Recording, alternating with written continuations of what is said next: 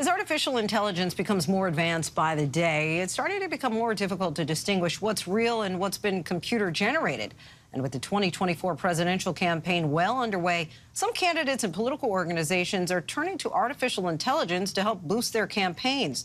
So in tonight's Prime Focus, ABC's Deputy Political Director Averi Harper takes a look at the dangers of AI in politics and political advertising with less than 1 year to go until Election Day 2024. The world is watching. The race to 2024's presidential election is upon us.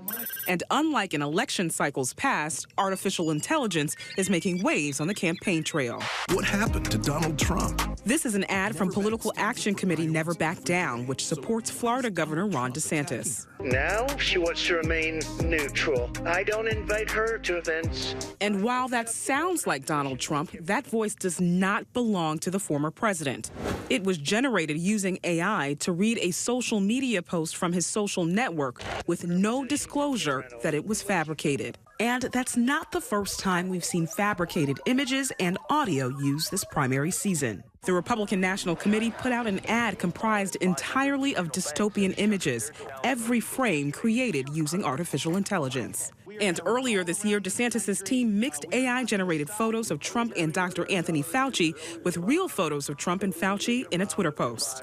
Political veterans are warning of the dangers, like Kevin Lau, an alum of both President Biden and Senator Elizabeth Warren's presidential campaigns. When you see campaigns doing things like mixing real images with fake, what comes to mind for you? I think that's incredibly troubling. I think one of the proposals that people have discussed is mandatory labeling of when images are artificially created. And I think that would be an incredibly useful tool so that voters seeing these ads have a sense of what's real and what's not. Tech executives like OpenAI's CEO Sam Altman sounding the alarm to lawmakers on Capitol Hill about risks posed by AI tools, like the potential spread of disinformation. My worst fears are that we, the field, the technology, the industry, cause significant harm to the world. I think if this technology goes wrong, it can go quite wrong. His company makes the popular AI conversation software ChatGPT. President Biden visited this summer with experts at Stanford University's Institute for Human-Centered AI to be briefed on the subject. We'll see more technological change in the next 10 years than we've seen in the last 50 years, and maybe even beyond that.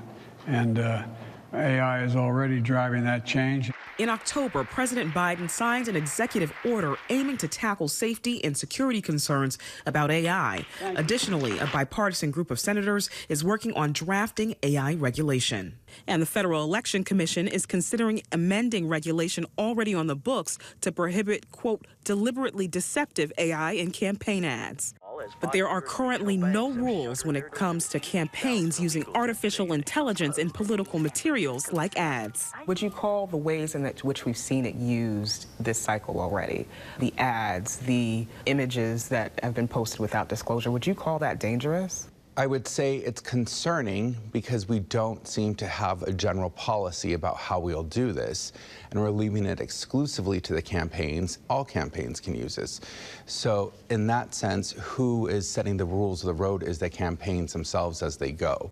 Russell Wald is the policy director at Stanford University's Institute for Human-Centered AI. He explains what's called the liar's dividend. The liar's dividend ultimately says if something actually did happen, someone can easily lie and say, nope, that didn't happen, that's a fake. And I think we're in potentially the last days of where we have any confidence in the veracity of what we see digitally. Several GOP candidates acknowledging the potential impact of artificial intelligence. There are real risks to AI, but we have to avoid the sloppy policy solution of just instituting bans willy-nilly. I hope industry comes up with those kind of guardrails and protections.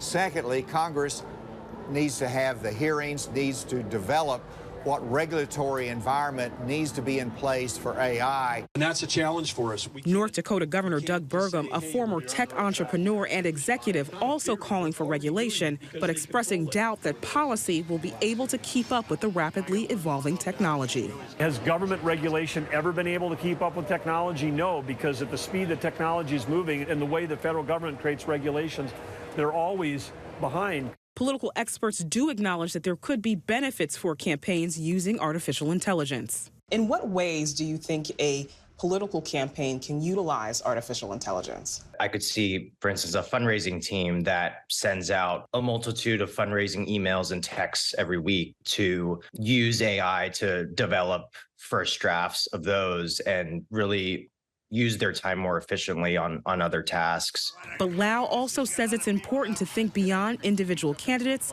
or campaigns utilizing AI, warning that foreign adversaries have access to the same technology. We've seen in past election cycles how, for instance, foreign actors have manipulated social media to get in the feeds of American voters and feed them misinformation. AI can absolutely be used in the same way.